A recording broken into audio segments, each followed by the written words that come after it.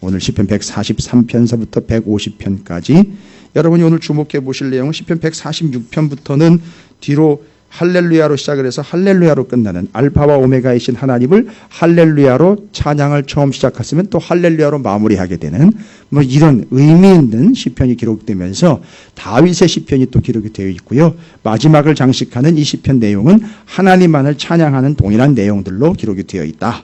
그리고 당부의 내용들로 기록되어 있다. 하나님의 어떠하심을 다시 확인하면서 마무리를 짓고 있다. 다른 것 전혀 여러분 신경 쓰시면 안 돼요.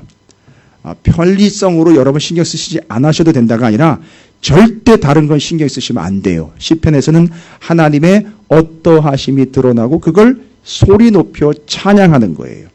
여러분이 오늘 느끼셨는지 모르겠지만 제가 오늘 악을 쓰면서가 아니라 가능하면 제가 제 있는 소리를 마음껏 아니 힘껏 높여서 찬양을 하려고. 왜냐하면 오늘 시편이 끝나는, 그러면 시편 끝났으니까 내일부터는 좀 낮춰서, 아니요. 시편 150편을 묵상을 하다 보니까 웅얼웅얼 하는 게 하나님을 욕되게 하는 거더라고요. 찬양이라는 게 뭐냐? 부르짖는 걸로 다 나와 있어요. 시편에서는 부르짖고 즐거워하는 걸로 하나님을 찬양하는 거라고 다 나와 있어요. 궁시렁대거나 웅얼웅얼하는 거 옹알이 하는 게 아니라 가장 높은 소리, 오늘도 시편금으로 찬양을 하는 내용이 나와요. 시편금, 현이 10개예요. 현이 12개짜리가 있고 현이 10개짜리가 있어요. 근데 그 특징이 뭐냐면 시편금, 12현금, 그게 뭐냐면 제일 높은 소리를 내는 악기예요. 근데 거기에 나와 있는 내용은 내가 악기를 연주하는 게 아니라 내가 그 시편금이 되어서 하나님 앞에 설 테니 하나님 나를 챙겨주셔서 나를 통해 하나님 가장 높은 소리로 영광 받으십시오 라는 거예요. 목사가 제일 영광스러운 건 그렇게 하다가 가는 거지요. 그렇게 부름받아 가는 거지요. 뭐 부르짖다 가는 거고 전하다 가는 거고 외치다 가는 거지요. 그게 하나님 앞에 붙잡힌 자, 시편금과 같은 존재, 검은고와 같은 존재, 그 악기와 같은 존재라는 것을 다윗은 아마 평생 그 의미를 새기며 하나님의 부름을 받을 때에도 하나님을 찬양하면서 갔을 거라는 얘기죠. 자, 이 한마디만 하고 이제 성경을 읽습니다. 여러분 얼마 전에 그 교회 오빠라는 다큐멘터리를 보셨을 거예요. 영화를 보셔야 되는데 다큐멘터리를 보시면 그 뒷이야기는 안 나와 있으니까 좀 아쉬운 부분인데, 그 다큐멘터리를 기록하고 그 제작한 이 감독이 안 믿는 사람이래요. 아예 그 팀이 다 예수를 믿지 않는 사람들이랍니다. 그래서 처음에는 원래 암에 걸린 사람들은 어떻게 마지막을 준비를 하나, 그러니까 암을 잘 극복하려고 하는 걸로 원래는 기획을 했는데 내용상 암이 전부 다 잘 극복하는 내용이기보다는 어떻게 잘 마무리를 해야 되는지로 쭉 가더라는 거예요. 결론 나중에. 그도 그럴 것 같아요. 그런데 이 예수님을 믿지 않고 기독교를 인정하지 않았던 이 감독과 스태프들이 정확하고 명확하게 깨달은 바가 하나가 있는데, 사람의 마지막이 믿는 사람하고 안 믿는 사람하고 완전히 다르더라는 거예요. 그 감독이 그걸 취재를 하려고 계속 인터뷰를 따고 다녔다는 거예요. 그 마지막 임종 순간을 다 찾아다니면서 믿는 사람과 안 믿는 사람, 아니 의도적인 건 아니었는데 어쩔 수 없이 그렇게 나눌 수밖에 없는 걸로 믿는 사람과 안 믿는 사람을 나누어 취재를 했는데, 안 믿는 사람은 고래고래 소리를 지르면서 고통스러워하면서 가족들 앞에서 비참하고 고통스러운 모습으로 호소를 하면서 가더라는 거예요. 근데 자기도 이해가 안 되는 건 믿는 사람들은 가족들이 찬송을 불러주면서 보내주더라는 거예요. 이 차이를 자기는 이해가 안 됐다는 거예요. 처음에는. 마지막 순간에 안 믿는 사람은 고통 속에서 소리를 막 지르면서 가족들에게 마지막 그 고통스러워하는 모습을 보여주고 가는데, 예수를 믿는 사람들은 가족들이 찬양 속에서 그 찬송을 들으면서 하나님 앞에 영광을 돌리며 평안하게 가더라는 거예요. 이게 전혀 이해가 안 되더라는 거예요. 도대체 이게 무슨 조화냐 이러더라는 거예요. 본인이 생각을 했대요. 이게 이해가 안 되더라는 거예요. 여러분, 그게 믿음이에요. 그게 차이입니다. 여러분, 다른 게 차이가 아니에요. 우리 인생이 좀 그렇게 차이 나는 인생이 되었으면 좋겠어요. 클래스가 차이가 난다, 뭐 수준이 차이가 난다, 뭐 재산이 차이가 난다, 이런 거 말고요. 마지막만 봐도요. 지금 홍 권사님이 지금 바쁘셔서 자리 못 하셨는데, 저도 많은 분들의 임종을 지켜봤거든요. 얘기도 듣고. 실제로 저희 가족 중에도 어르신들이 이제 먼저 돌아가신 분들, 예수를 믿고 돌아가신 분들, 맞아요. 가족들의 환송 속에서 찬송 가운데 편안하게 가시는 예들도 수도 없이 봤습니다. 근데 안 믿는 사람들은 그렇지가 않다는 거죠. 여러분, 이게 바로 찬양의 본질적인 차이라고 저는 봐요. 끝까지 주님을 찬양하며 부름을 가지고, 그렇지 않은 이들은 고통 속에서 고래고래 소리를 지르면서 가족들에게 안타까움을 주면서 가고 있는 모습들. 여러분, 어떤 모습이 되고 싶습니까? 예, 뭐 물어보나 마나겠죠. 다윗이 마지막으로 찬양과 시편을 올려드리면서 하나님의 어떠하심을 드러낸 내용 읽어가면서 정리하도록 하겠습니다. 자, 틀어주시죠. 시편 143편. 여호와여, 내 기도를 들으시며 내 간구에 귀를 기울이시고 주의 진실과 의로 내게 응답하소서. 주의 종에게 심판을 행하지 마소서. 주의 눈앞에는 의로운 인생이 하나도 없나이다. 원수가 내 영혼을 핍박하며 내 생명을 땅에 엎어서 나로 죽은 지 오랜 자같이 나를 암흑 속에 두었나이다. 그러므로 내 심령이 속에서 상하며 내 마음이 내 속에서 참담하니이다. 내가 옛날을 기억하고 주의 모든 행하신 것을 읊조리며 주의 손이 행하는 일을 생각하고 주를 향하여 손을 펴고 내 영혼이 마른 땅같이 주를 사모하나이다. 셀라. 여호와여, 속히 내게 응답하소서. 내 영이 피곤하니이다. 주의 얼굴을 내게서 숨기지 마소서. 내가 무덤에 내려가는 자 같을까 두려워하나이다. 아침에 나로 하여금 주의 인자한 말씀을 듣게 하소서. 내가 주를 의뢰함이니이다. 내가 다닐 길을 알게 하소서. 내가 내 영혼을 주께 드림이니이다. 여호와여, 나를 내 원수들에게서 건지소서. 내가 주께 피하여 숨었나이다. 주는 나의 하나님이시니 나를 가르쳐 주의 뜻을 행하게 하소서. 주의 영은 선하시니 나를 공평한 땅에 인도하소서. 여호와여, 주의 이름을 위하여 나를 살리시고 주의 의로 내 영혼을 혼란에서 끌어내소서. 주의 인자하심으로 나의 원수들을 끊으시고 내 영혼을 괴롭게 하는 자를 다 멸하소서. 나는 주의 종이니이다. 시편 144편. 나의 반석이신 여호와를 찬송하리로다. 그가 내 손을 가르쳐 싸우게 하시며 손가락을 가르쳐 전쟁하게 하시는도다. 여호와는 나의 사랑이시요 나의 요새이시요 나의 산성이시요 나를 건지시는 이시요 나의 방패이시니 내가 그에게 피하였고 그가 내 백성을 내게 복종하게 하셨나이다. 여호와여, 사람이 무엇이기에 주께서 그를 알아주시며 인생이 무엇이기에 그를 생각하시나이까. 사람은 헛것 같고 그의 날은 지나가는 그림자 같으니이다. 여호와여, 주의 하늘을 들이우고 강림하시며 산들에 접촉하사 연기를 내게 하소서. 번개를 번쩍이사 원수들을 흩으시며 주의 화살을 쏘아 그들을 무찌르소서. 위에서부터 주의 손을 펴사 나를 큰 물과 이방인의 손에서 구하여 건지소서. 그들의 입은 거짓을 말하며 그의 오른손은 거짓의 오른손이니이다. 하나님이여, 내가 주께 새 노래로 노래하며 열줄 비파로 주를 찬양하리이다. 주는 왕들에게 구원을 베푸시는 자시요 그의 종 다윗을 그 해하려는 칼에서 구하시는 자신이이다. 이방인의 손에서 나를 구하여 건지소서. 그들의 입은 거짓을 말하며 그 오른손은 거짓의 오른손이니이다.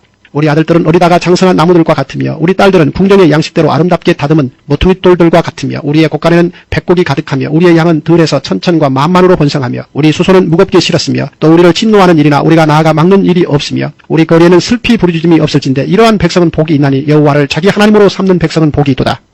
시편 145편. 왕이신 나의 하나님이여, 내가 주를 높이고 영원히 주의 이름을 송축하리이다. 내가 날마다 주를 송축하며 영원히 주의 이름을 송축하리이다. 여호와는 위대하시니 크게 찬양할 것이라. 그의 위대하심을 측량하지 못하리로다. 대대로 주께서 행하시는 일을 크게 찬양하며 주의 능한 일을 선포하리로다. 주의 존귀하고 영광스러운 위엄과 주의 기이한 일들을 나는 작은 소리로 읊조리리이다. 사람들은 주의 두려운 일의 권능을 말할 것이요 나도 주의 위대하심을 선포하리이다. 그들이 주의 크신 은혜를 기념하여 말하며 주의 의를 노래하리이다. 여호와는 은혜로우시며 긍휼이 많으시며 노하기를 더디하시며 인자하심이 크시도다. 여호와께서는 모든 것을 선대하시며 그 지으신 모든 것에 긍휼을 베푸시는도다. 여호와여, 주께서 지으신 모든 것들이 주께 감사하며 주의 성도들이 주를 송축하리이다. 그들이 주의 나라의 영광을 말하며 주의 업적을 일러서 주의 업적과 주의 나라의 위엄 있는 영광을 인생들에게 알게 하리이다. 주의 나라는 영원한 나라이니 주의 통치는 대대에 이르리이다. 여호와께서는 모든 넘어지는 자들을 붙드시며 비굴한 자들을 일으키시는도다. 모든 사람의 눈이 주를 앙망하오니 주는 때를 따라 그들에게 먹을 것을 주시며 손을 펴사 모든 생물의 소원을 만족하게 하시나이다. 여호와께서는 그 모든 행위에 의로우시며 그 모든 일에 은혜로우시도다. 여호와께서는 자기에게 간구하는 모든 자 곧 진실하게 간구하는 모든 자에게 가까이 하시는도다. 그는 자기를 경외하는 자들의 소원을 이루시며 또 그들의 부르짖음을 들으사 구원하시리로다. 여호와께서 자기를 사랑하는 자들은 다 보호하시고 악인들은 다 멸하시리로다. 내 입이 여호와의 영예를 말하며 모든 육체가 그의 거룩하신 이름을 영원히 송축할지로다. 시편 146편. 할렐루야, 내 영혼아 여호와를 찬양하라. 나의 생전에 여호와를 찬양하며 나의 평생에 내 하나님을 찬송하리로다. 귀인들을 의지하지 말며 도울 힘이 없는 인생도 의지하지 말지니 그의 호흡이 끊어지면 흙으로 돌아가서 그날에 그의 생각이 소멸하리로다. 야곱의 하나님을 자기의 도움으로 삼으며 여호와 자기 하나님에게 자기의 소망을 두는다는 복이 있도다. 여호와는 천지와 바다와 그 중에 만물을 지으시며 영원히 진실함을 지키시며 억눌린 사람들을 위해 정의로 심판하시며 줄인 자들에게 먹을 것을 주시는 이시로다. 여호와께서는 갇힌 자들에게 자유를 주시는도다. 여호와께서는 맹인들의 눈을 여시며 여호와께서는 비굴한 자들을 일으키시며 여호와께서 의인들을 사랑하시며 여호와께서 나그네들을 보호하시며 고아와 과부를 붙드시고 악인들의 길은 굽게 하시는도다. 시온아, 여호와는 영원히 다스리시고 내 하나님은 대대로 통치하시리로다. 할렐루야. 시편 147편. 할렐루야. 우리 하나님을 찬양하는 일이 선함이여 찬송하는 일이 아름답고 마땅하도다. 여호와께서 예루살렘을 세우시며 이스라엘의 흩어진 자들을 모으시며 상심한 자들을 고치시며 그들의 상처를 싸매시는도다. 그가 별들의 수요를 세시고 그것들을 다 이름대로 부르시는도다. 우리 주는 위대하시며 능력이 많으시며 그의 지혜가 무궁하시도다. 여호와께서 겸손한 자들은 붙드시고 악인들은 땅에 엎드려 드리시는도다. 감사함으로 여호와께 노래하며 수금으로 하나님께 찬양할지어다. 그가 구름으로 하늘을 덮으시며 땅을 위하여 비를 준비하시며 산에 풀이 자라게 하시며 들짐승과 우는 까마귀 새끼에게 먹을 것을 주시는도다. 여호와는 말에 힘이 세다 하여 기뻐하지 아니하시며 사람의 다리가 억세다 하여 기뻐하지 아니하시고 여호와는 자기를 경외하는 자들과 그의 인자하심을 바라는 자들을 기뻐하시는도다. 예루살렘아, 여호와를 찬송할지어다. 시온아, 내 하나님을 찬양할지어다. 그가 내 눈빛장을 견고히 하시고 내 가운데 있는 너의 자녀들에게 복을 주셨으며 내 경내를 평안하게 하시고 아름다운 밀로 너를 배불리시며 그의 명령을 땅에 보내시니 그의 말씀이 속히 달리는도다. 눈을 양털같이 내리시며 서리를 재같이 흩으시며 우박을 떡 부스러기같이 뿌리시나니 누가 능히 그의 추위를 감당하리요. 그의 말씀을 보내사 그것들을 녹이시고 바람을 불게 하신즉 물이 흐르는도다. 그가 그의 말씀을 야곱에게 보이시며 그의 율례와 규례를 이스라엘에게 보이시는도다. 그는 어느 민족에게도 이와 같이 행하지 아니하셨나니 그들은 그의 법도를 알지 못하였도다. 할렐루야. 시편 148편. 할렐루야. 하늘에서 여호와를 찬양하며 높은 데서 그를 찬양할지어다. 그의 모든 천사여 찬양하며 모든 군대여 그를 찬양할지어다. 해와 달아 그를 찬양하며 밝은 별들아 다 그를 찬양할지어다. 하늘의 하늘도 그를 찬양하며 하늘 위에 있는 물들도 그를 찬양할지어다. 그것들이 여호와 이름을 찬양하면 그가 명령하심으로 지음을 받았음이로다. 그가 또 그것들을 영원히 세우시고 패하지 못할 명령을 정하셨도다. 너희 용들과 바다여 땅에서 여호와를 찬양하라. 불과 우박과 눈과 안개와 그의 말씀을 따르는 광풍이며 산들과 모든 작은 산과 과수와 모든 백향목이며 짐승과 모든 가축과 기는 것과 나는 새며 세상의 왕들과 모든 백성들과 고관들과 땅의 모든 재판관들이며 총각과 처녀와 노인과 아이들아 여호와의 이름을 찬양할지어다. 그의 이름이 홀로 높으시며 그의 영광이 땅과 하늘 위에 뛰어나심이로다. 그가 그의 백성의 뿔을 높이셨으니 그는 모든 성도 곧 그를 가까이 하는 백성 이스라엘 자손의 찬양받을 이시로다. 할렐루야. 시편 149편. 할렐루야. 새 노래로 여호와께 노래하며 성도의 모임 가운데에서 찬양할지어다. 이스라엘은 자기를 지으신 이로 말미암아 즐거워하며 시온의 주민은 그들의 왕으로 말미암아 즐거워할지어다. 춤추며 그의 이름을 찬양하며 소고와 수금으로 그를 찬양할지어다. 여호와께서는 자기 백성을 기뻐하시며 겸손한 자를 구원으로 아름답게 하심이로다. 성도들은 영광 중에 즐거워하며 그들의 침상에서 기쁨으로 노래할지어다. 그들의 입에는 하나님에 대한 찬양이 있고 그들의 손에는 두 날 가진 칼이 있도다. 이것으로 문나라에 보수하며 민족들을 벌하며 그들의 왕들은 사슬로 그들의 귀인은 철고랑으로 결박하고 기록한 판결대로 그들에게 시행할지로다. 이런 영광은 그의 모든 성도에게 있도다. 할렐루야. 시편 150편. 할렐루야. 그의 성소에서 하나님을 찬양하며 그의 권능의 궁창에서 그를 찬양할지어다. 그의 능하신 행동을 찬양하며 그의 지극히 위대하심을 따라 찬양할지어다. 나팔소리로 찬양하며 비파와 수금으로 찬양할지어다. 소고치며 춤추어 찬양하며 현악과 퉁소로 찬양할지어다. 큰소리 나는 재금으로 찬양하며 높은 소리 나는 재금으로 찬양할지어다. 호흡이 있는 자마다 여호와를 찬양할지어다. 할렐루야. 아멘. 할렐루야. 예, 오늘도 시편을 통해서 하나님의 은혜가 여러분의 삶에 변동이 없이 확고부동하게 세워지게 되시기를 주님의 이름으로 축원을 드립니다. 오늘 내용은 간단합니다. 간단한데 여러 편이라고 복잡할 거 없습니다. 간단합니다. 딱 두 군데로 나누겠습니다. 이건 제가 시키는 대로 따라오셔야 돼요. 제가 나눠드릴 테니까 어디까지 나누냐면 오늘 143편부터 150편까지를 일단 마지막으로 이야기하니까 뭔가 여기는 핵심과 당부가 있어요. 그러면 당부는 뭐냐? 다윗의 당부를 통해서 하나님을 어찌 찬양해야 하는지 한테 자세 한번 좀 생각해 볼 거예요. 143편부터 145편까지를 일단은 나누셔야 됩니다. 145. 왜냐하면 다윗의 찬송시로 해가지고 143, 144, 145가 다윗의 찬송시로 마지막 당부의 말씀을 하고 있어요. 찬양을 통해서 당부를 하고 있어요. 꼭 표시해 놓으시기 바랍니다. 제가 당부를 드립니다. 145편, 143, 144, 145는 당부의 시입니다. 시편을 통해서 우리에게 당부하는 거예요. 그 사람 당부할 만하죠? 다윗은 우리에게 당부할 만합니다. 네가 뭔데 나한테 이래라 저래라 하는 거야. 우린 대개 반응을 그렇게 보이거든요. 너나 잘하세요 이런 식이거든요. 넌 뭘 잘했다라고 나한테 그렇게 왈가왈부하는 거야. 너나 잘하고 너나 똑바로 해 나한테 그런 얘기하지 말고 이게 우리의 습성이거든요. 그런데 다윗 그럴 만합니다. 좀 잘 좀 해. 할 만한 사람이에요. 이렇게 해. 이렇게 하는 게 어때 저렇게 하는 게 어때 할 만한 사람이라고요. 그래서 당부합니다. 146편부터 150편까지는요. 그렇죠. 많지 않아요. 여러분 제가 말씀드렸죠. 처음 할렐루야로 시작을 해서 할렐루야로 마무리를 합니다.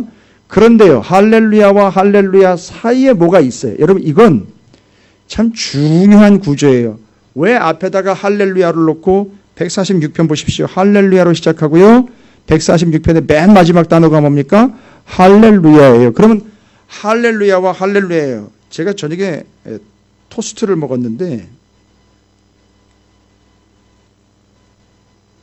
다 못 먹었어요. 밥만 먹었는데 할렐루야와 할렐루야의 구조가 마치 이 토스트나 샌드위치 햄버거 구조예요.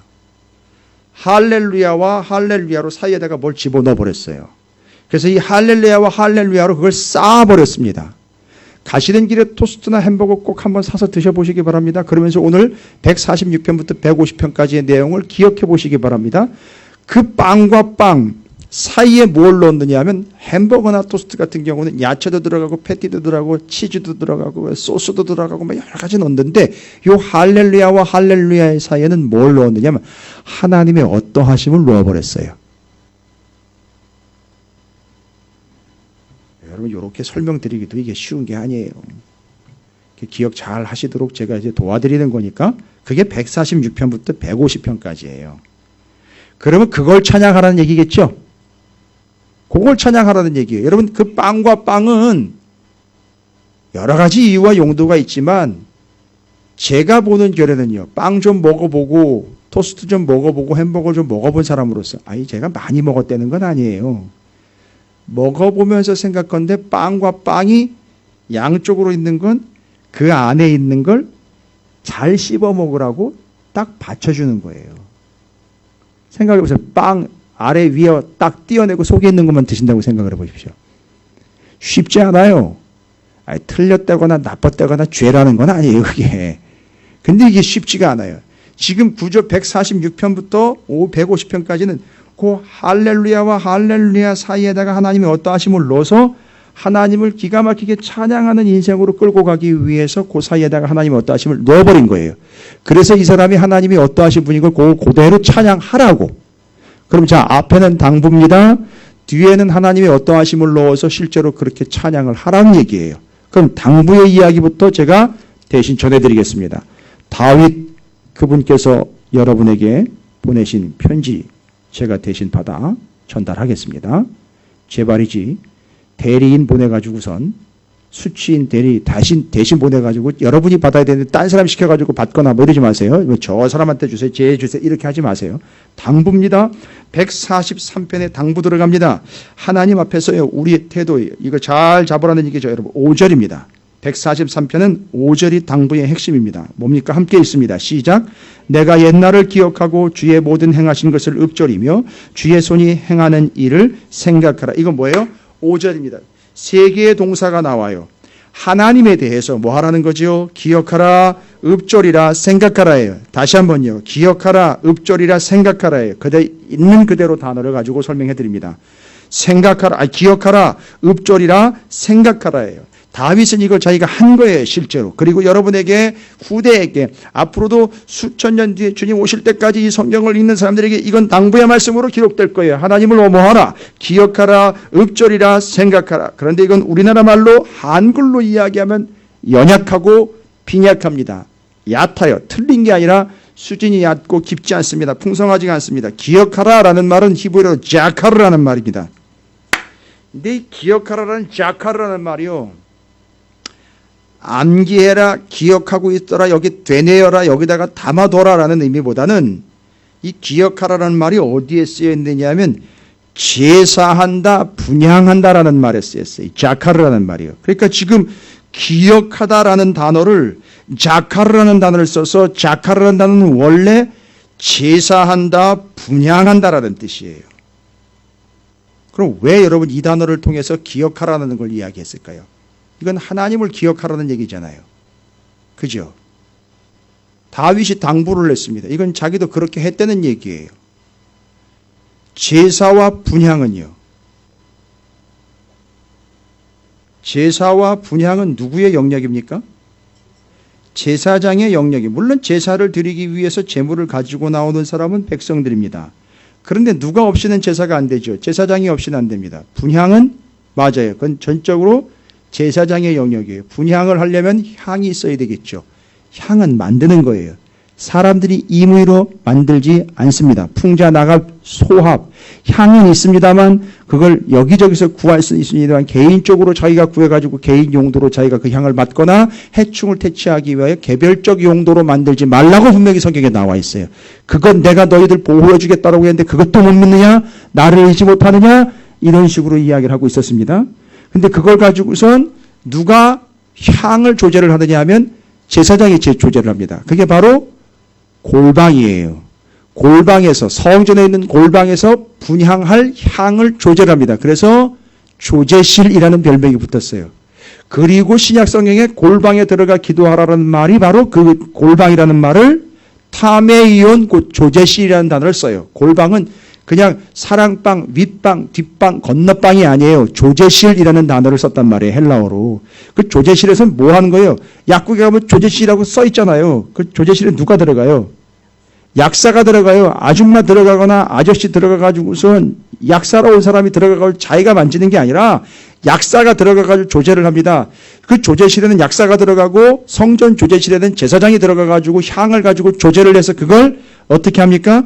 분향을 하는 거예요. 분향단은 성소에 있어요. 맨 안 가운데 있죠. 분향단이 있어서 그 분향단을 통과하면 예 맞아요. 지성소로 들어가는 휘장 앞에 있는 분향단이에요. 떡상, 촛대, 분향단이 있습니다. 그 분향단에다가 분향하기 위해 조제실에서 계속 만듭니다. 잘 보십시오. 제사와 분향, 그걸 자카르, 기억하라는 말로 이야기합니다. 이야기하려고 하는 포인트는 뭘까요? 제사와 분향은 성경을 알아야 대답을 하죠. 분향과 제사를 같이 넣어버렸어요. 번제, 소제, 화목제, 속제제, 속건제, 분향. 특징이 뭘까요?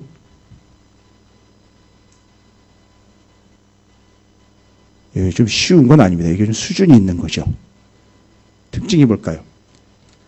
분향과 제사를 같이 묶어버렸고 그걸 기억이라는 단어와 연결을 해버렸어요. 그러면 기억하다라는 말은 마치 뭐를 하듯이? 제사를 드리듯이. 하나님 앞에 분향하듯이. 그럼 제사와 분향의 특징이 뭘까요?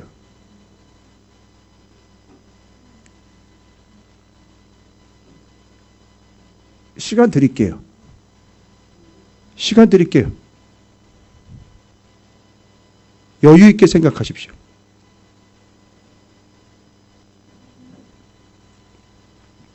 기억.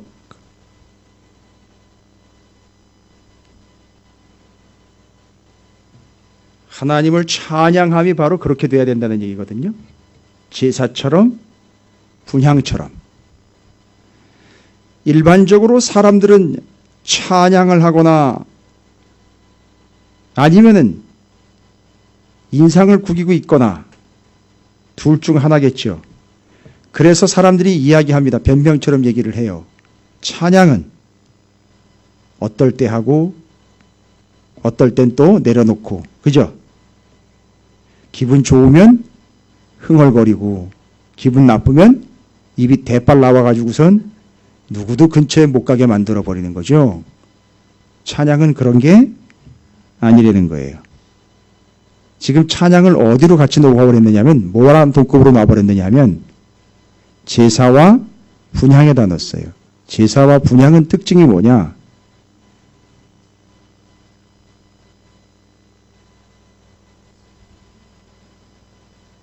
율법에 보면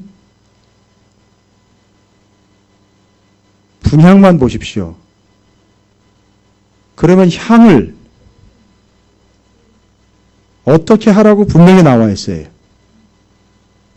피우는 건 마찬가지예요. 어쨌든 피워야 됩니다. 제사도 드려야 돼요. 번제 같은 경우도 있고요. 제가 여러분 괜히 그러고 있는 게 아니에요. 이게 상당히 중요한 거기 때문에 제가 뜸을 들이고 있는 거죠.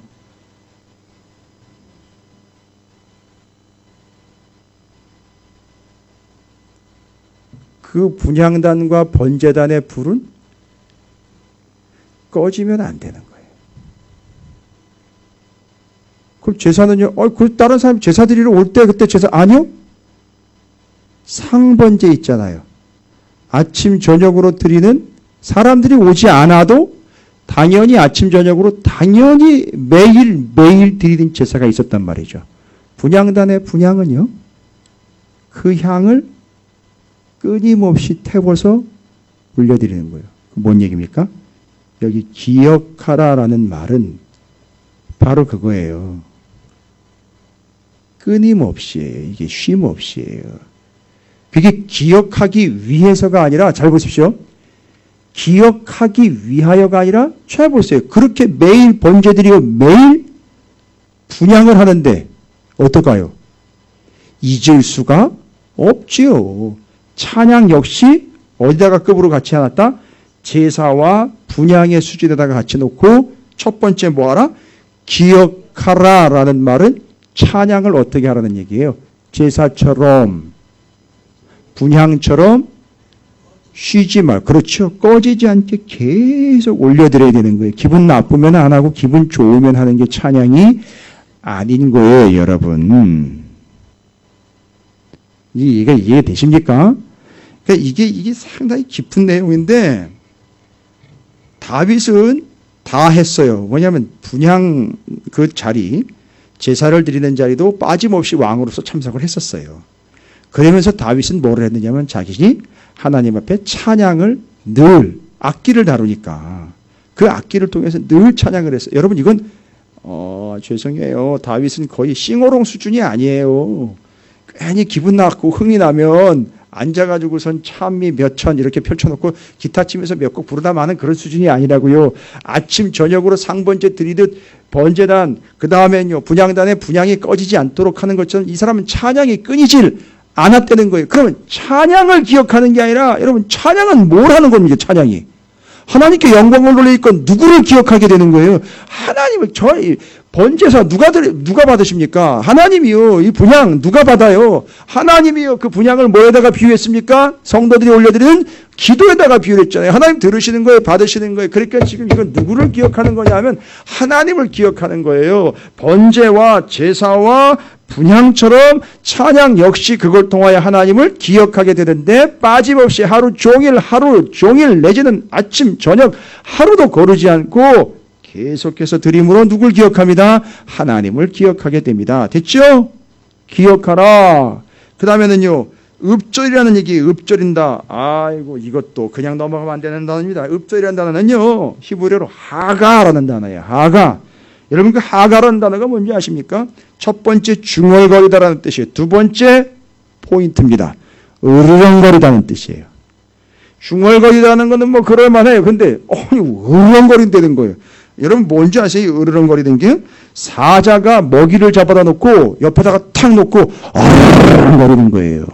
이거를 하가라는 단어를 썼단 말이에요. 읍전인다라는 말이에요. 우리나라 말로는 읍전인다는 말로 번역을 해놨단 말이에요. 근데 그게 뜻이 중얼거린다라는 사람의 입장으로 이야기하지만 사자의 입장에서 보면 먹이를 딱 잡아다 놓고 그 옆에서 딱 앉아가지고선 으르렁거리던 거예요. 이유는 뭐예요? 먹이 잡아다 놓고 이렇게 사자가 딱 으르렁거리고 있다는 얘기는 뭐예요? 이놈의 사자 주변에 내지는 이 먹이 때문에 동물의 왕국 좀 보세요. 성경만 보시지 말고요. 그 정말 겁대가리 없이 정말 그 사자한테도 덤비는 무리 떼거리가 있어요. 하이에나 같은 것들은요. 지들도 그거 한번 뜯어 먹여보겠다고 고추에 몰려가지고 난리도 아니에요. 그때 사자를 보십시오. 그때 먹이를 놓고 으르렁거리는 게 바로 히브리어로 하가라는 단어예요. 그럼 뭐예요? 어떻게 하겠다는 거죠? 뭐 때문에 으르렁거리는 겁니까? 안 뺏기겠다는 거예요. 이거 내가 절대 뺏기지 않겠다는 거예요. 하나님 찬양하는 거 그렇게 물고 늘어지려는 얘기인 겁니다. 해도 그만 안 해도 그만 이런 거 아니에요, 여러분. 그러면 알겠죠? 됐죠? 여러분 찬양하는 모습만 봐도 다 수준 나오는 거예요. 그러니까 제가 이제 시편 끝나니까 얘기 드릴게요. 시편 시작하면서 괜히 이 얘기부터 먼저 해봐요. 그냥 잡치죠. 찬양하는 수준만 봐도 어느 정도인지 알 수 있다는 거예요. 첫 번째 기억하라. 두 번째 읍조리라. 근데 그 읍조리라는 것은 사자가 목이 물어다 놓고 으르렁 절대 뺏기지 않는 거예요. 여러분 찬양 뺏기시면 안 돼요. 그건 하나님을 찬양하는 거잖아요. 그럼 뭘 뺏기는 거나 마찬가지예요. 하나님을 뺏기는 거예요. 절대 그러지 마시기 바랍니다. 읍조리라 그랬습니다. 기억하라 그랬습니다. 그 다음에 뭐래요? 생각하라 라는 겁니다. 근데 생각하다라는 말은 시아흐라는 히브리어인데 시아흐. 그런데 이건 입으로 시인한다는 거예요. 생각하라는 말은 입으로 시인한다는 거예요. 입으로 시인하면 무슨 일이 있느냐 하면 내가 입으로 시인하면 옆에 있는 사람이 들어요. 그래서 이 생각하라라는 말은 그냥 나 혼자 띵킹하고 끝나는 게 아니라 내가 입으로 시인을 하면 옆에 있는 사람은 그런 거야? 이렇게 돼버린단 말이에요. 잘 보세요. 기억하고 읊조리고 입으로 시인하는 걸 옆에 있는 사람이 딱 보는 순간 하나님이 그런 하나님이야? 하고 찬양에 동참하게 된다는 거예요. 됐습니까? 요거 당부하는 겁니다. 자, 이제 뭔 얘기인지 아시겠죠? 하나님을 찬양함입니다. 그 하나님을 찬양함의 자세를요, 기억하라, 읊조리라, 생각하라, 입으로 시인해요. 드러난다는 얘기예요.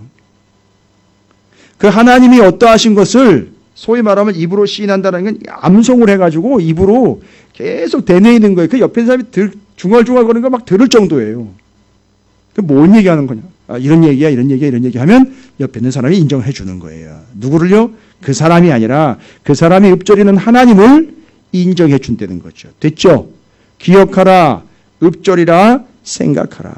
됐죠? 이게 당부입니다. 143편이에요.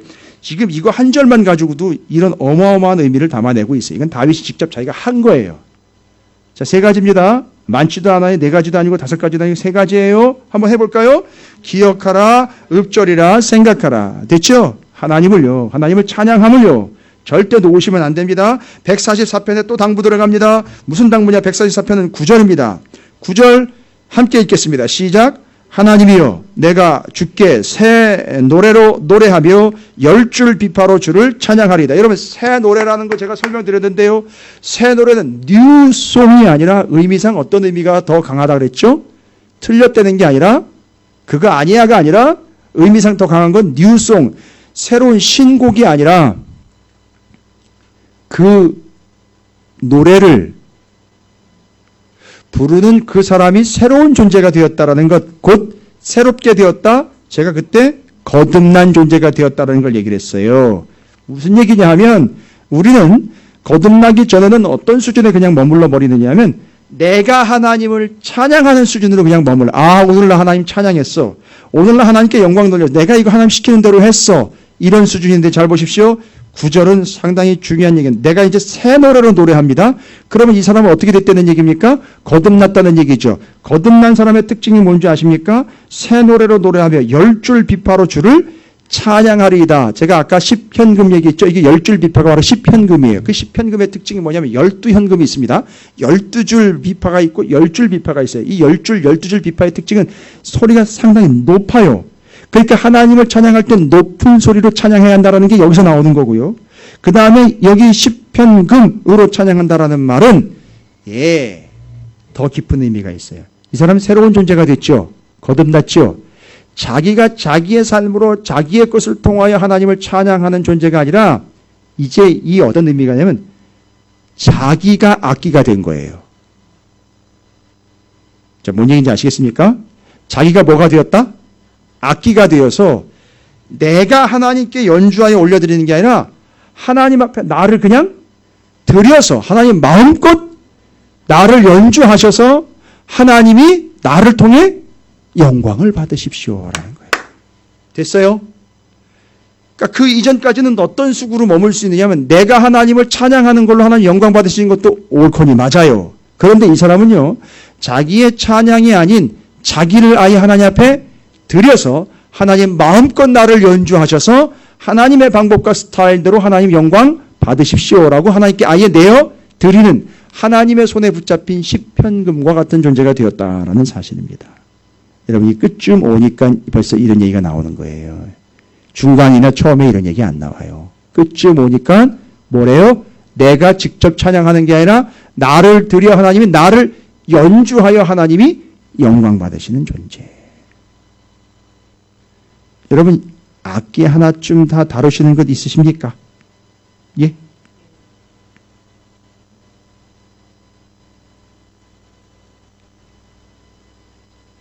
캐스터네츠, 트라이앵글, 탬버린 이런 거요. 아니 뭐 그것도 다 그거죠. 예. 여러분 그거 여러분이 연주할 때요.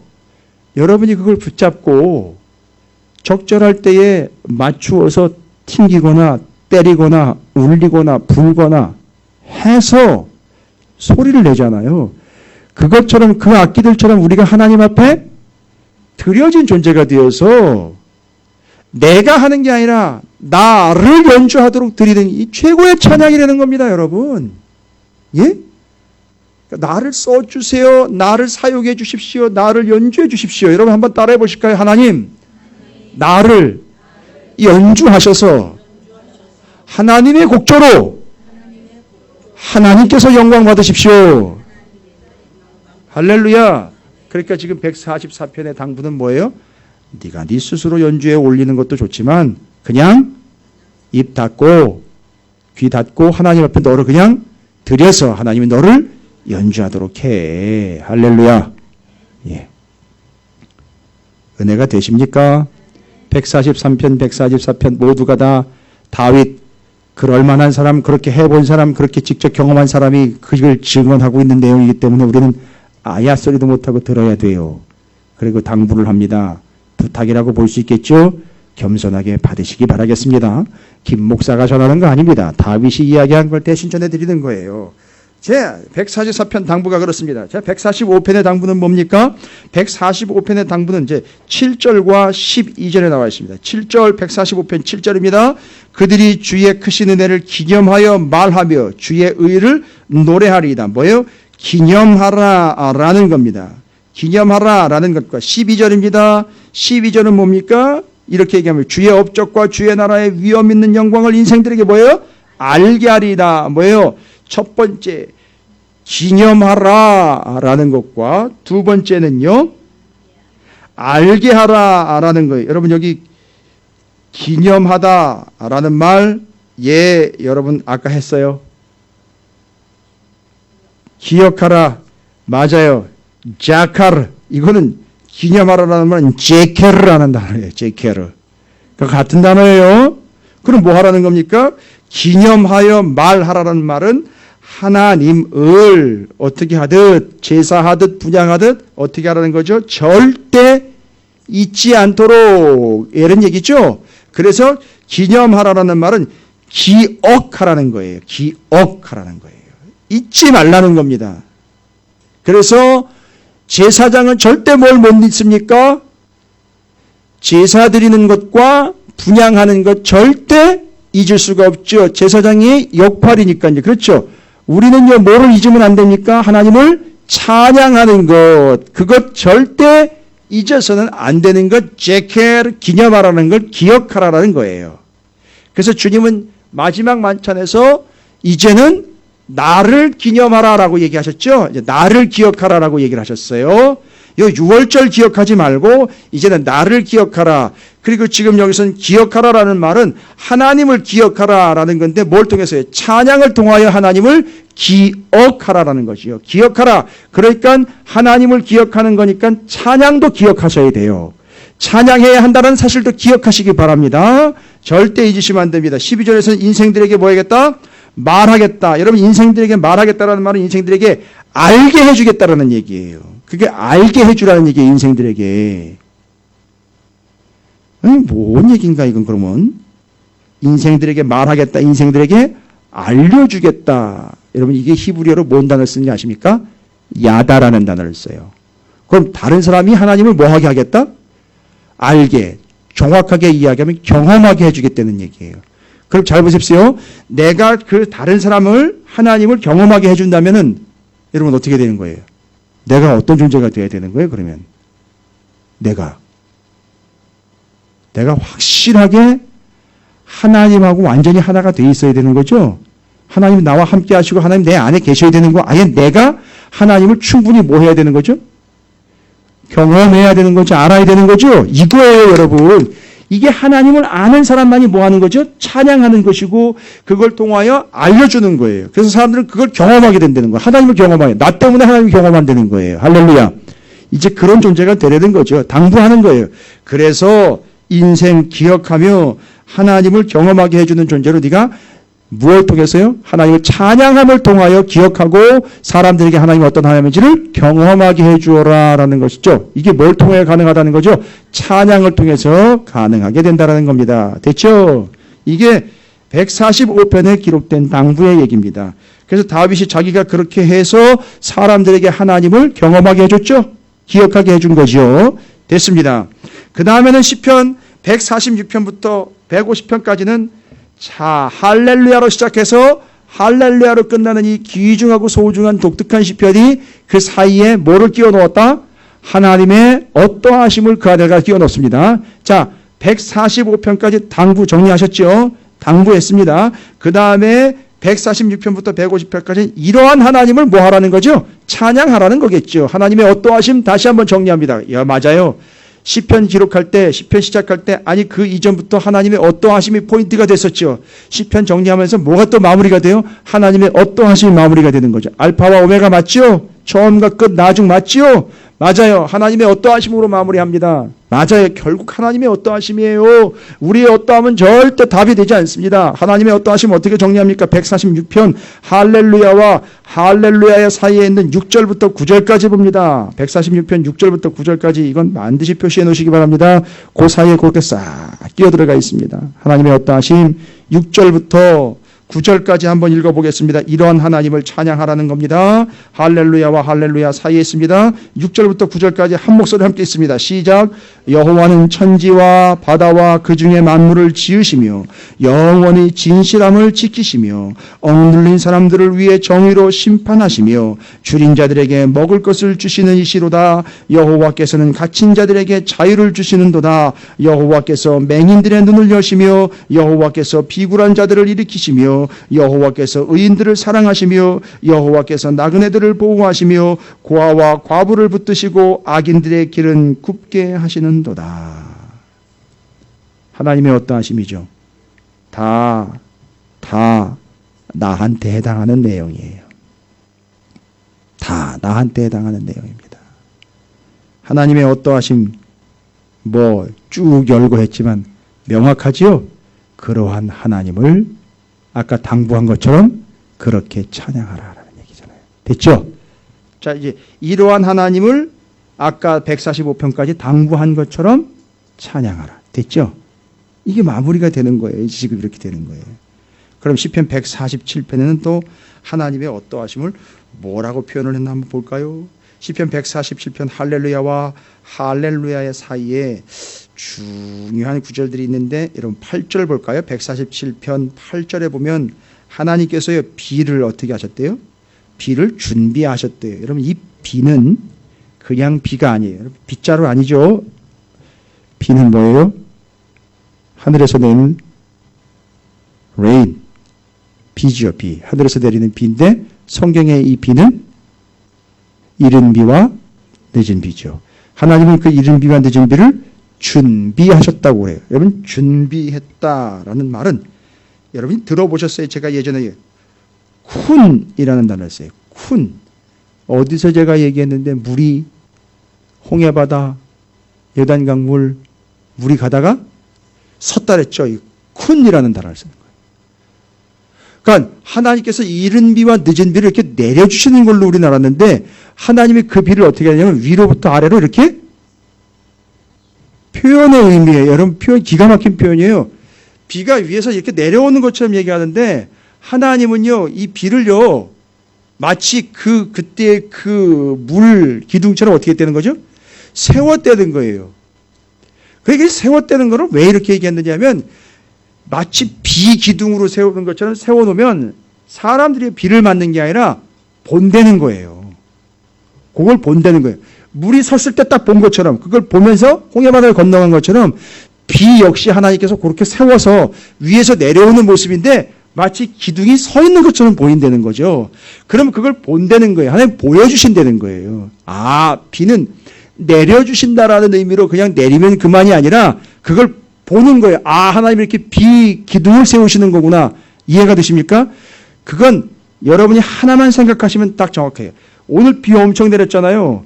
그런데 또 가만히 보니까 어디는 엄청나게 내리는데 어디는 안 내려. 그럼 잘 보세요. 안 내리는 데서 내리는 데를 보세요. 그거 희한한 현상이에요. 안 내리는 데서 내리는 데를 보면 비가 내리는 게 보이죠. 그러면 안 내리는 데서 내리는 데가 만약에 한 동네고 한 구, 만약에 성동구에만 온다면 성동구에 뭐가 내리는 거죠? 비 기둥이 세워진 거예요. 여러분 이거 이해가 되세요? 이런 비유적인 개념으로 쓴 거예요. 그러니까 그게 보이는 거예요. 비가 오는 게 보여요. 비를 맞는다는 게 아니라 비가 오는 게 보이는 거예요. 하나님 그걸 보여주셨다는 거죠. 자, 왜 제가 이 단어를 쓰느냐면 18절과 19절 때문에 그래요. 18절, 147편의 18절에 뭐예요?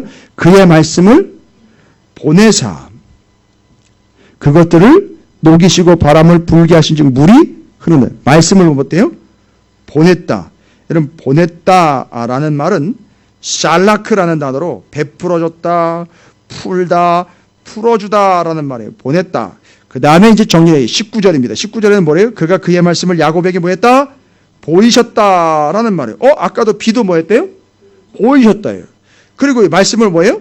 보내셔서 그 말씀을 보여주셨대요. 와우, 여러분 잘 보십시오.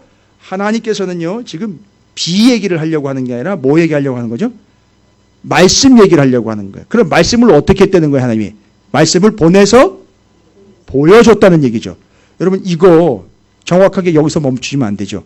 말씀을 보내서 우리의 눈으로 보게 해주셨어요. 예수 맞아요. 빙고. 예수가 말씀으로 오셔서 우리의 눈에서 보여줬고 그 말씀이 어떻게 됐어요? 우리의 눈앞에서 예수가 말씀으로 오셨으니까 그 말씀을 유심 어떻게 하셨어요? 다 이루었다. 그 십자가에서 다 이뤘다. 딱 우리의 눈으로 다 본 거죠. 그러면 뭐냐? 중요한 사실이에요. 하나님의 어떠하심을 포인트로 잡아야 됩니다. 신약까지 가봤어요. 예수 그리스도까지 가봤습니다. 하나님이 그 비를 보내가지고 비를 기둥처럼 보이는 것처럼 그 다음에 말씀을 보내가지고 말씀을 보여주신 것처럼 와우, 여러분 이건 하나님이 이렇게 해주시지 않으면 볼 수가 있다 없다? 없다. 뭘 얘기하려고 하는 거예요? 하나님의 말씀을 하나님께서 보내셔서 보여주시고 알려주셨다. 그렇지 않으면 우리는 알 수 없다. 무슨 하나님? 계시의 하나님이라는 거예요. 여러분은 지금 별로 감동이 없으신 것 같은데 지금 이 말씀 자체로 놀라운 역사예요. 하나님이 말씀을 보내가지고 우리가 그 말씀을 보아서 그 말씀이 말씀대로 이루어지는 걸 우리 눈으로 목격하는 거예요. 뒤에 또 나와요, 여러분. 하나님이 이렇게 모았다? 보여주셨다는 거예요. 그러니까 하나님은 우리에게 계시의 하나님이라는 거예요. 꽁꽁 숨어있고 숨겨놓으시는 하나님이 아니라 계시의 하나님으로 알려주시고 보여주시는 하나님이라는 걸 이야기하고 있는 거예요. 그러한 하나님을 뭐하라? 찬양하라는 거죠. 그러니까 우리는 하나님 앞에 기도할 때 뭐라고 기도해야 되는 거죠? 이 근거로 기도를 하면은요, 하나님 말씀을 알려달라고 해야 되는 거예요. 보여달라고 해야 되는 거예요. 어디 이상한 성경 공부하는 데 가가지고선 알려달라고 보여달라고 하면 큰일 나는 거예요. 하나님께 구하셔야 되는 거죠. 그럴 때 하나님께서는 그 말씀을 함께 공부하고 배우고 가르칠 수 있는 누군가를 보내주시겠죠. 그런데 그 전에 여러분이 먼저 하나님 앞에 뭐라고 기도해야 된다? 다윗처럼 보여주세요. 알려주세요. 계시해 주십시오. 라고 기도해야 되는 거예요. 그건 하나님이 알려주시지 않으면 안 돼요. 여러분 제가 여러분에게 지금 이 말씀을 전하는 거 이거 있잖아요. 이거 전부 다 제가 무슨 성경 참고서적이나 주석서를 보고 얘기하는 게 아니에요. 이걸 성경을 수도 없이 읽고 하나님이 제게 알려주신 것. 물론 가이드는 있어요. 그거 벗어나면 안 되는 건 있어요. 그거는 제가 명확하게 참조는 합니다만 하나님께서 알려주신 걸 여러분에게 전하는 거예요. 이게 계시의 말씀인 거죠. 그러니까 구해야 되는 겁니다. 하나님 알려주세요.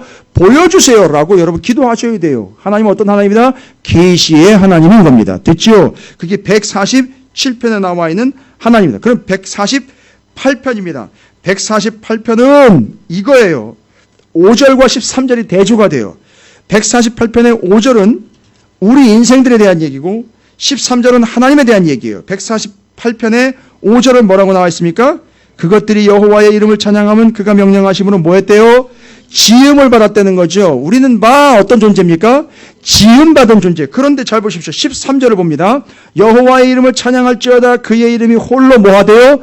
높으시며 라고 나와 있어요. 그럼 여러분 5절과 13절이 대조를 이루는 거 아십니까? 하나님은 지금 어떻대요? 13절에 의하면 높으시고 13절 끝까지 읽어보겠습니다. 높으시며 그의 영광이 땅과 하늘 위에 뭐 해야 돼요? 뛰어나심이로다. 그러니까 포인트는 원래 뛰어남이라는 단어예요. 그리고 5절에 우리는 뭐했다? 지음받았다는 거죠. 그러면 뛰어나시다라는 말 먼저 설명을 할게요. 하나님 뛰어나시다라는 말은 히브리어로 사가부라는 거예요. 여러분 예전에 제가 설명했어요. 사가부, 미스가부, 사가부 기억나세요? 사가부라는 말은 히브리어로 사가부, 뛰어나시다라는 말은 여러분 능력이 출중하다, 독보적이다 이런 얘기가 아니에요. 사가부라는 여기 뛰어나다라는 말은 제일 높다라는 얘기예요. 제일 높다. 하나님보다 높은 게 있다 없다?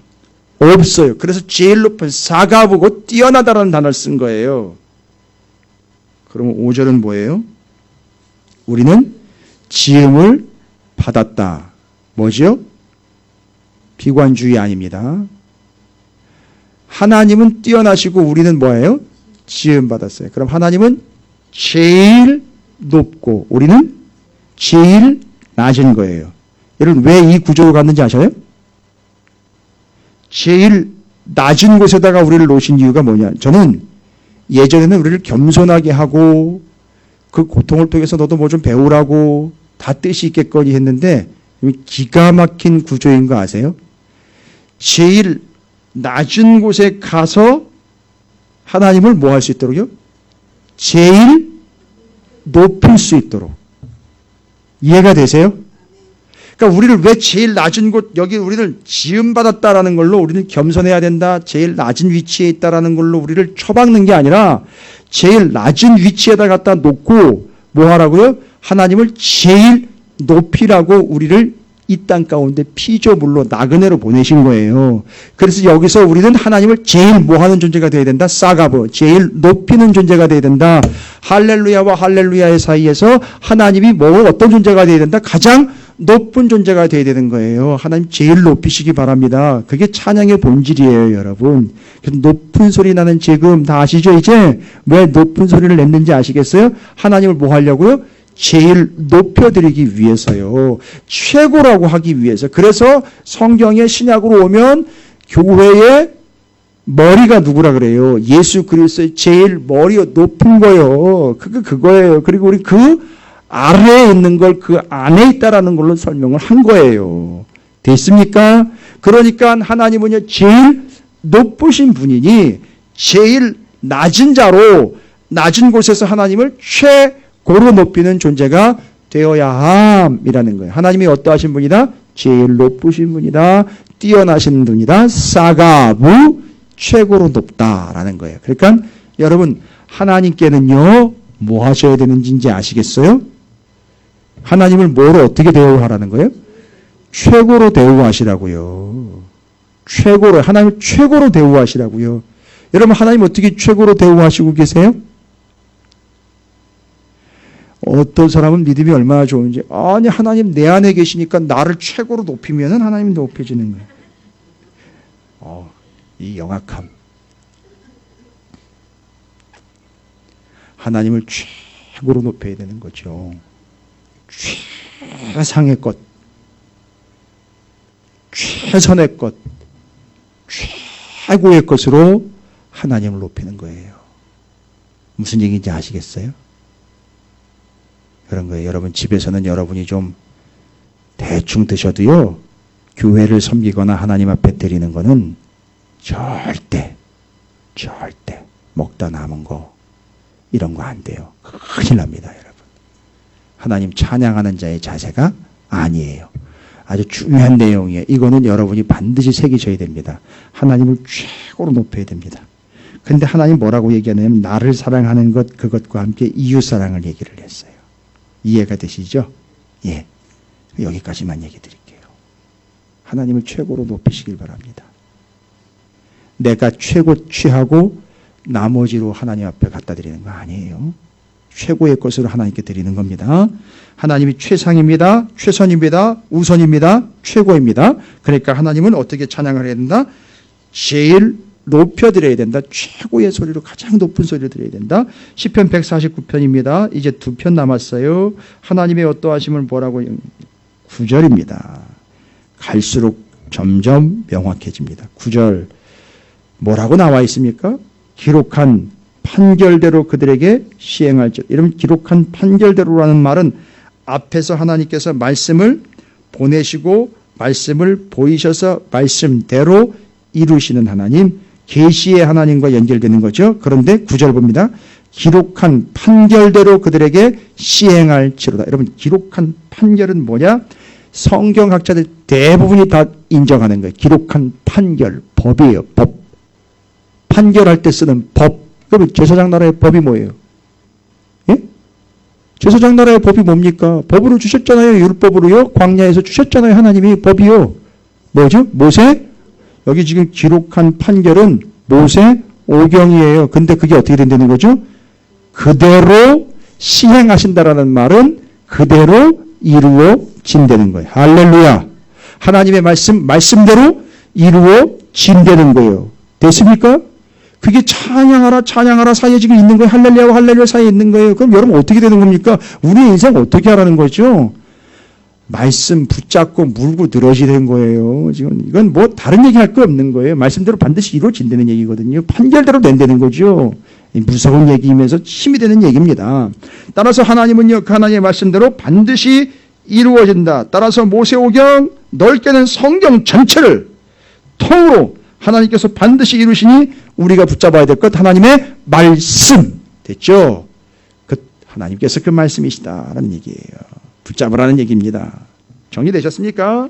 150편입니다. 150편은요, 할렐루야와 할렐루야 사이에서 전능하신 하나님, 위대하신 하나님이라고 나와 있습니다. 자, 전능하신 하나님, 위대하신 하나님, 다 뭐 여러 가지 설명이 있습니다만, 이 전능이라는 말은 어디서부터 하냐면 깃보르라는 단어가 있어요. 깃보르. 여러분 들어보셨죠? 깃보르. 보아스 얘기할 때 했고요. 사사기 얘기할 때 얘기했어요. 깃보르. 뭔지 아세요? 용사요. 용사. 용맹. 용사. 용감함. 전세. 권세. 업적. 이런 거예요. 그 다음에는요. 위대하심. 맞아요. 위대하심. 고델이라는 단어인데 큼. 광대함 이런 얘기예요. 그냥 두 개 다 합쳐서 뭐예요? 가장 큰 용사. 됐죠? 아, 하나님이 뭐라는 거죠? 가장 큰 용사예요. 근데 우리는 사사기에도 봤죠? 성경에 많은 내용들 봤죠? 사람이 자꾸 뭐가 되려고 그래요? 자기가 용사 되려고 그런단 말이죠. 그래서 기도원과 300용사라는 말로 붙여놨고 자꾸 용사를 배출하려고 합니다. 아니요. 하나님이 용사예요. 그럼 우리는 뭐가 되는 겁니까? 병사. 용사, 병사. 우리는 절대 용사가 아니에요. 용사이신 하나님을 졸졸 따라다니는 졸개와 병사들이에요. 절대 하나님을 앞서거나 하나님을 누를 수가 없어요. 됐습니까? 하나님의 어떠하심. 150편 딱 정리 끝내버려요. 하나님이 짱입니다. 이거예요. 150편 뭐로 정리합니까? 하나님이 짱입니다. 하나님이 왕입니다요. 하나님이 용사이십니다. 이런 걸로 딱 끝내버린 거예요. 그런데 그 뒤로 나라 분열되는 얘기가 탁 나와버리잖아요. 그러면서 왕들이 뭐로 등장을 합니까? 용사들로 등장하잖아요. 아니라는 거죠. 니들 아니고 하나님이야. 너 아니고 하나님이라고 얘기하는데 북이스라엘 남유다는 계속 자꾸 용사가 되려고 왕들이 버리적거리다가 가고 한단 말이에요. 여러분 이제 이해가 되셨어요? 이게 시편 150편이니까 딱 정리하고 150편의 마지막에 하나님 어떠신 왕이시며 용사이신 하나님 딱 끝나면서 왕들이 그렇게 허접한 모습 보일 때 아이고 하면서 혀를 찬다는 얘기인 거예요. 그럼 이제 다음 주부터는 열왕기상 12장부터 딱 들어가면 시편 정리해가지고 싹 정리한 이 수준 높은 사람들의 시편 뒤에 그 흑역사가 이제 등장하면서 에이구 혀를 찬다는 얘기입니다. 옛날에 열왕기상 읽을 때는 개념도 없었어요. 하도 복잡해가지고 뭔 왕이라니까 괜히 짜증만 나고 내가 왕이 아닌데 왜 남 왕 된 걸 얘기를 해야 되고 뭐 따지고 막 이런단 말이에요. 이해가 되십니까? 이제 우리는 여기까지 왔습니다. 당부 잊지 마십시오. 다윗의 당부 143편부터 145편 146편부터 150편까지 하나님의 어떠하심으로 정리 끝냈습니다. 여러분 평생에 하나님이 최고가 되시고 우선이 되시고 가장 높은 분 높일 분 되시기를 주님의 이름으로 축원드립니다.